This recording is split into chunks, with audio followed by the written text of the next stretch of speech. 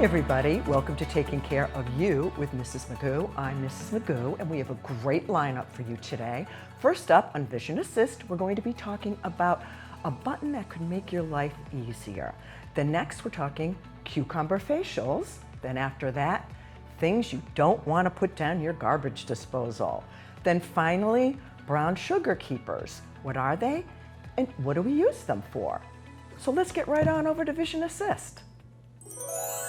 A white cane is a great tool for letting people know that you are blind or have low vision. However, there's a lot of people that do have low vision, but they're not at the point yet where they need mobility assistance, like a white cane or a seeing eye dog. Their vision may be slightly blurry, they may have blind spots, restricted vision, or a lot of people lose some of their central vision, so they have to rely on their peripheral vision to be able to see.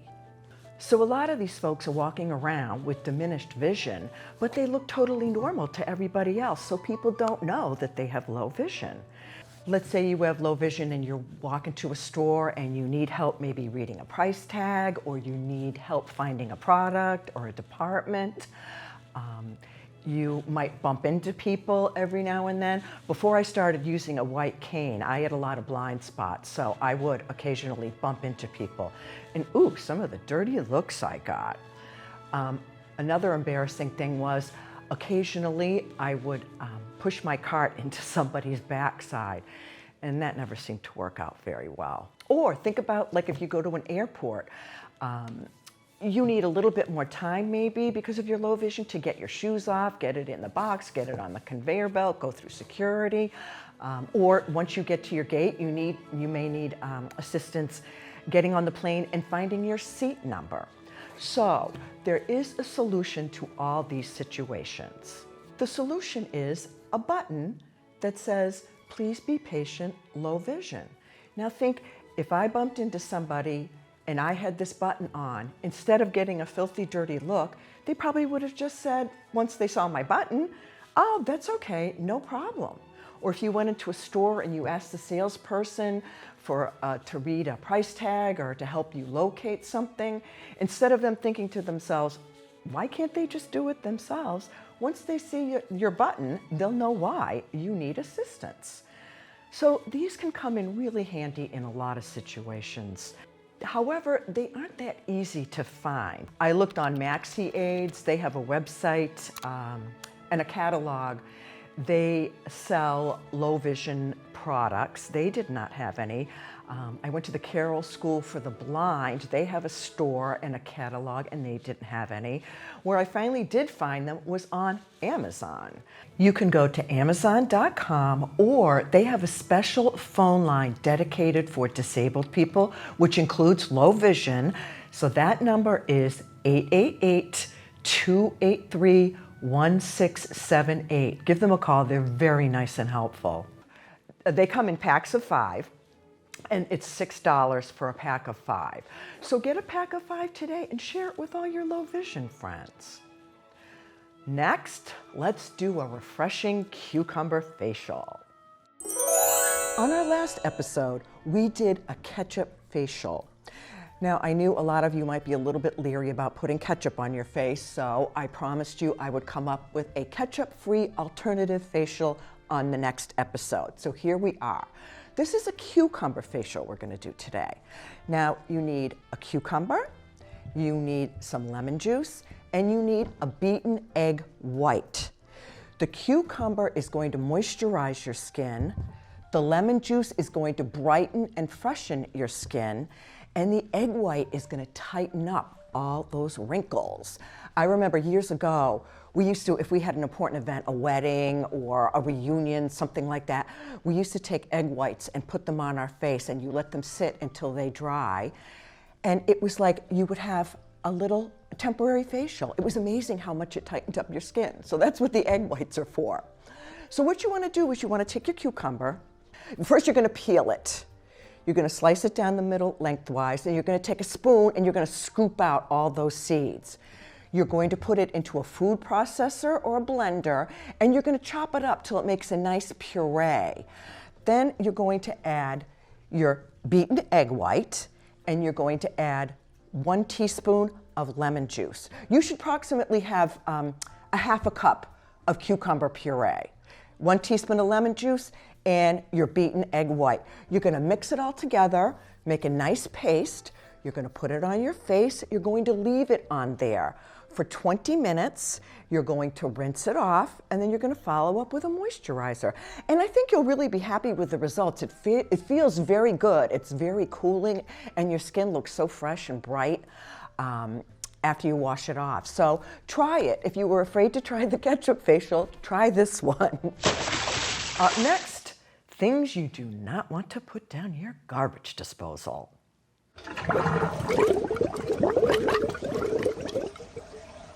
Foods we do not want to put down our garbage disposal. Number 1 is grease. Grease is a plumber's worst enemy, like cooking oil, bacon fat, all types of things like that. You know, they may be liquid when you throw them down the drain, but eventually they solidify and coat your pipes. Now, when you get these monstrous blobs of grease that are coating your pipes, they're called fatbergs. Now, kind of like iceberg, but it's a fatberg. In Britain, sewer engineers removed a fatberg that was as big as the White House. It took them 8 weeks to remove it. Now, that's a true story. You can check it online. I never lie. So to avoid a fatberg in your disposal or your drain, just take a metal can and pour your grease in it when you're done with it. And once the can is full, just throw it in the trash. Next up is pasta and rice. Now, to me, pasta, it just doesn't seem very logical. You've got this disposal mechanism that could chop your finger off in 1 second, but it can't handle a little pasta. Well, what happens is when pasta sits in water, or when starchy food sits in water for an extended period of time, it turns to goo. So throw your leftover pasta in the trash. Next, we have seeds. Now, seeds are small enough and hard enough to cause problems. Anything bigger than a sesame seed can get caught up in the housing and the gears of the disposal and totally jam it up. Then we have fibrous foods. They're good for your gut, but not for your drains. Foods like artichokes, celery, asparagus, any type of food that has that kind of thready, fibrous texture. No, no, no, not in the disposal. Next up, turkey. The day after Thanksgiving is Roto-Rooter's most busiest day of the year. Anything pretty much associated with a turkey can be a clogging agent. Now, you can throw little bits of turkey or chicken down your disposal, but for instance, bones, no. Turkey and chicken skin is very rubbery, so it will not get totally ground up and it will end up clogging the pipes. So anything having to do with turkey or chicken, just throw it in the trash. Next, we'll talk coffee grounds. Coffee grounds are dense and heavy and will clog your pipes up in no time. Here again, throw them in the trash. Then we have nuts. I love nuts. I don't know why anyone would want to throw them down the garbage disposal. I could see maybe if they were stale or you drop them in a mud puddle or something, but if you throw nuts en masse down your disposal, your garbage disposal would turn into one big jar of peanut butter. Now we have dog food. Dog food contains oils, fiber, greasy things. So those are all ingredients for a nice big clog in your drain. So on the rare occasion that Fido doesn't scarf down his entire meal, just throw whatever's left in the trash. So those are a few things you want to be aware of before throwing things down your disposal. You know, I think sometimes we feel like, hey, I can throw a few seeds in there, a little grease, a little pasta. But the problem is it accumulates over time, and that's what causes the problem. Now, I used to throw pasta down my garbage disposal. It could have been for months or years, I'm not sure. But eventually my drain got clogged, I had to call the plumber. The plumber came out and had to take apart the whole drain, and there he pulled out this big gelatinous glob of what used to be pasta. So it was an expensive mistake on my part. You know, we do love our plumbers, just not so often. Yeah, well, here's a tip. If you have a clog, try this. Take a half a cup of baking soda, sprinkle it into the drain, then take a half a cup of white vinegar, put that down there, then cover up the drain and let it sit for 10 to 15 minutes. Then you want to take a large pot of boiling water and you can just throw that down the drain. And you know, this really does work, except if you have a fatberg in your drain. It might not work then, but it really does work well. I've used it a number of times. You can also use it in your bathroom sink or your tub or shower drains. You know, a lot of times you get the hair clogs in there. So try this tip before you call for help. Now, before we move on, there's one last thing I wanted to tell you not to put down your garbage disposal. Watch this.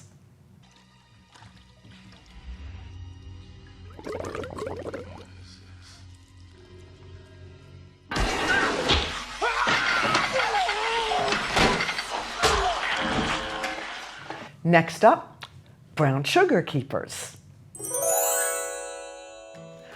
All right, let's talk about brown sugar keepers. This is a brown sugar keeper. Basically, it's a piece of terracotta, you know, the same material that the pots that you plant your flowers in. They come in all different little shapes. These are bears. You can get leaves or roosters. They have been around for quite a while, but I just recently discovered them. And they call them brown sugar keepers because people would put them in with their brown sugar to prevent it from becoming as hard as a rock. Now, you can use these brown sugar keepers dry or wet. If you choose to use it wet, it will help maintain moisture. If you choose to use it dry, it will help remove moisture and keep things from getting soggy.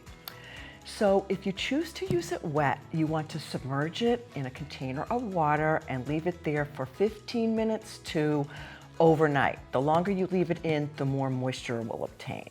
So after you take it out of the water, you want to pat it dry really well. So let's say you put it in with your sugar is not going to stick to it. So just pat it dry very well. Once you have it all nice and moisturized, you can put it in with like a bag of marshmallows. It will help keep them nice and fluffy. You know, your baked goods, prevent them from going stale. You know, your cookies, your muffins, and breads, they'll stay moist a lot longer. You can also put it in an airtight container with foods like flour, granulated sugar, powdered sugar. You can also put a moist keeper in with your dried fruits like apricots or mangoes. It will help prevent them from becoming tough and chewy. Also, fresh herbs. Fresh herbs are really expensive and they dry out very quickly. So what you want to do is take a moist keeper and put it in with your herbs or next to them, somewhere close to them, and it will help keep them moist. Because a lot of times you might buy these fresh herbs at the store and you don't get around to using them till 2 or 3 days after you've bought them. Now, if you choose to use the brown sugar keeper dry, what you want to do is put it in your oven at 200 degrees for 15 to 20 minutes. Then let's say you could put it in, if you store your supplements and your medication in your bathroom cabinet, the bathroom can get very humid. So if you put a keeper next to your medication or your supplements, it will draw the moisture away from them. Therefore, they won't dissolve or break down. You could also put a dry keeper in with your dog food. In the summer, when it's really humid, you know, your dry dog food can get soggy. So I would just put a couple of these in with my container of the dry dog food. So these brown sugar keepers, you can get them at Walmart, Kohl's, you can get them on Amazon or any kitchen store. But try them today. I think you'll find in the long run, they'll save you a little bit of money. Well, that's all the time I have for today. Our quote of the day is, for every minute you are angry, you just lost 60 seconds of happiness. That was said by Ralph Waldo Emerson. Thanks for spending time with me today, everybody. I hope you had fun, maybe learned a thing or two. And please don't forget to take the time to take care of you. I will see you very soon. Bye for now.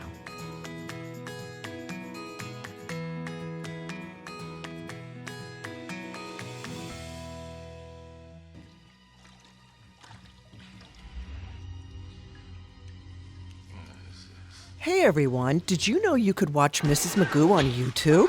Simply go to YouTube and type in "Taking Care of You with Mrs. Magoo" and watch an episode.